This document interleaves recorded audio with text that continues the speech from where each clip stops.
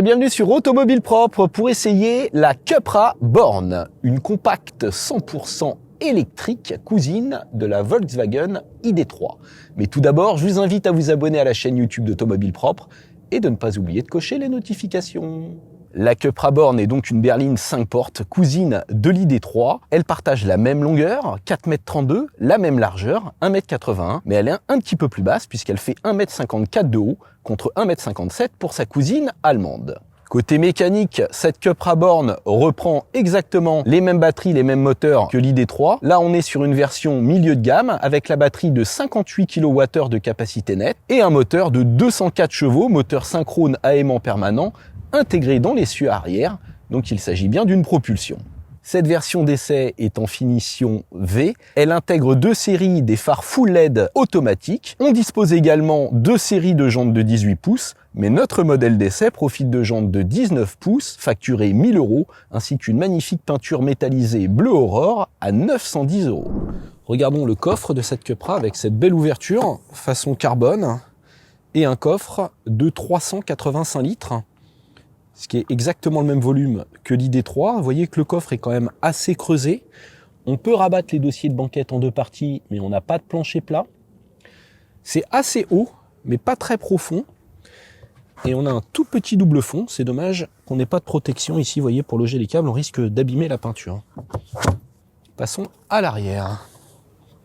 À l'arrière de cette borne, on est très bien installé puisqu'on a beaucoup d'habitabilité, bel espace aux jambes, bel espace aux coudes, garde au toit, tout va bien. Pas de tunnel central, donc on peut exploiter la place du milieu, d'autant plus qu'on n'a pas d'accoudoir dur. C'est bien. Deux petites prises USB-C. Seul bémol, je dirais, c'est peut-être la visibilité vers l'avant avec les baquets, mais bon, c'est pas catastrophique. Le gros défaut, c'est surtout, vous voyez, ces accoudoirs de contre-porte rigides. Ça, c'est quand même dommage. On a des vitres teintées, mais c'est 250 € en option, et on peut rajouter aussi un toit panoramique moyennant 1 000 €. Et vous voyez, les vitres descendent presque jusqu'en bas, donc on peut mettre son coude. Ça, moi, j'aime bien. Passons à l'avant. À l'avant de cette Cupra, on a une présentation bien différente de celle de l'ID.3. C'est un peu plus sportif, très sympathique. On retrouve évidemment la même ergonomie avec le levier de vitesse ici, l'écran central qui fait 12 pouces sur cette version, alors que sur les ID.3 d'entrée de gamme, on est sur du 10 pouces. On bénéficie également d'une magnifique sellerie en tissu composée de plastique recyclé. Donc c'est des sièges baquets qui sont très confortables, qui maintiennent bien. Seul petit bémol, le passager ne peut pas régler son siège en hauteur. Côté finition, bien ça présente bien. Je trouve même que ça présente un peu mieux que dans l'ID.3. Ici, vous voyez, c'est bien rembourré sur le dessus de la planche de bord. Ici, au niveau des jambes, c'est aussi légèrement rembourré. Donc ça, c'est vraiment très appréciable. La position de conduite est très agréable, avec un volant réglable en hauteur et en profondeur. On peut même avoir l'affichage tête haute, mais ça, c'est en option. Côté rangement, on est gâté également, avec, vous voyez ici, ces deux portes gobelets. Tout ça se ferme.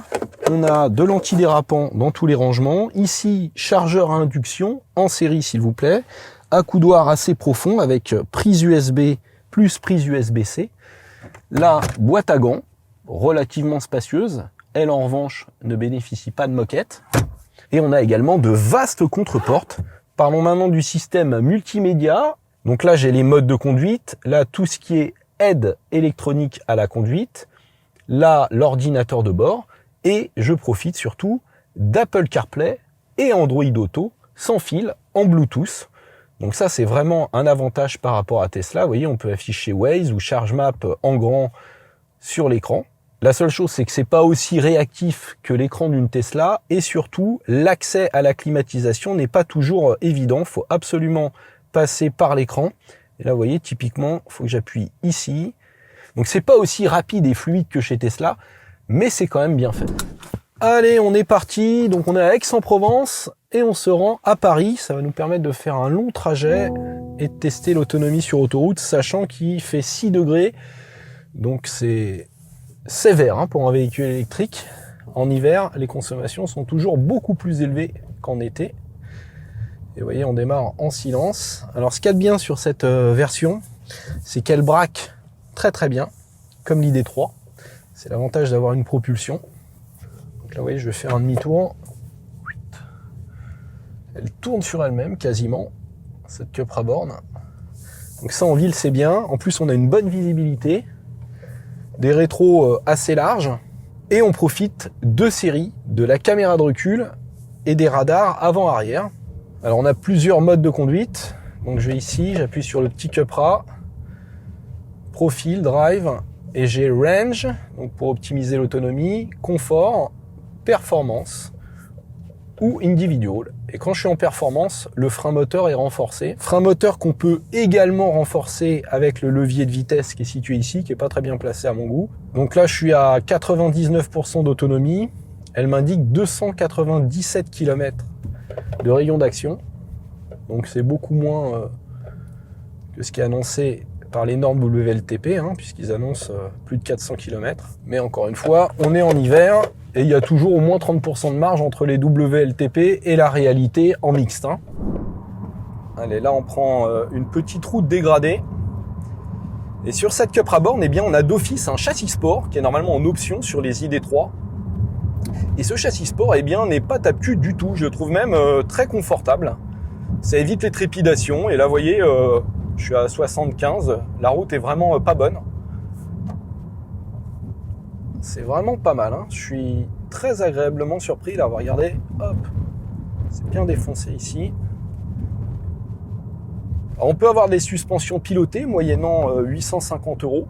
Mais honnêtement, le châssis sport d'origine est vraiment très bien. Même avec des jantes de 19 en option, c'est pas mal du tout.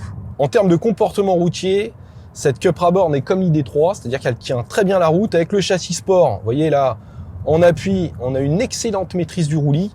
Donc rien à dire en termes d'agrément de conduite. Le seul problème, c'est le freinage. La pédale est inconsistante, ça manque de mordant. Et puis on a des tambours à l'arrière, ce qui est quand même surprenant pour une voiture de ce prix et surtout de ce poids. Allez, on va faire essentiellement de l'autoroute pour rejoindre Paris depuis Aix-en-Provence.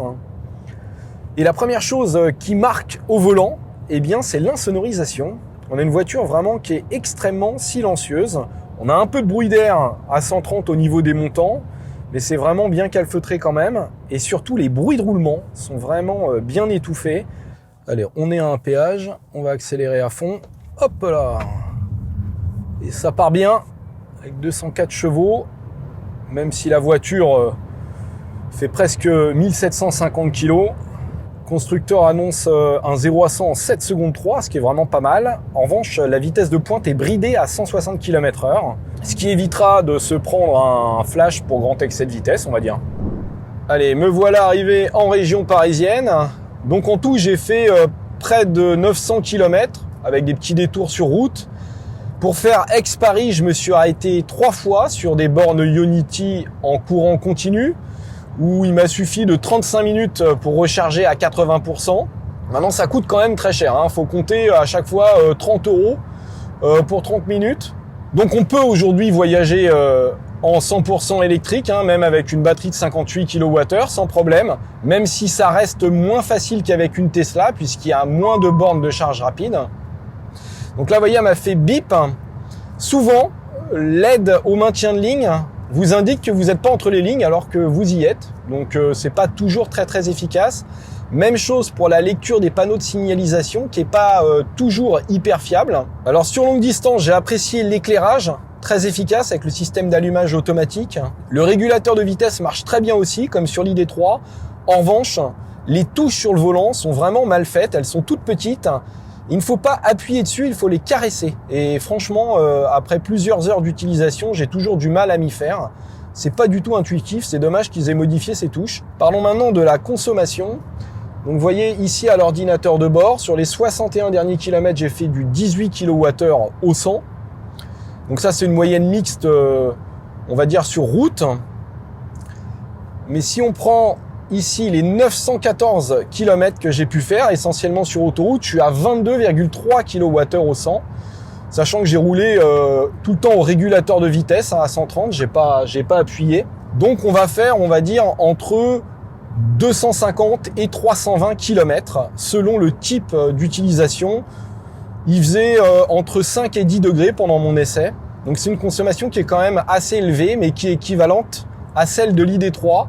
Alors l'ID3 est un petit peu plus haute, mais elle a des jantes moins larges, ce qui explique pourquoi on a une autonomie à peu près similaire. Dernier arrêt avec notre Cupra borne qui se recharge ici sur une borne publique en courant alternatif. Donc là on a du 7 kW, mais elle accepte jusqu'à 11 kW de puissance avec son chargeur embarqué. Reste plus qu'à parler des tarifs, à l'abri de la pluie. Alors ce modèle d'essai est facturé 40 250 € en version 204 chevaux avec la batterie de 58 kWh et la finition V. Alors c'est un tout petit peu plus cher qu'une Volkswagen ID3 Pro, mais cette Cupra est très bien équipée puisqu'elle offre les sièges baquets, les jantes en alliage, les phares full LED, bref, si on fait le calcul, on a à peu près 4000 € d'avantage en termes d'équipement, ce qui est vraiment pas négligeable, sachant que les prestations dynamiques sont tout à fait comparables, et j'ai même trouvé ça un peu plus sympathique grâce au châssis sport d'origine. J'espère que cette vidéo vous a plu, je vous invite à lire l'article sur automobileprop.com, et une fois de plus, je vais vous demander de vous abonner, abonnez-vous. Ciao!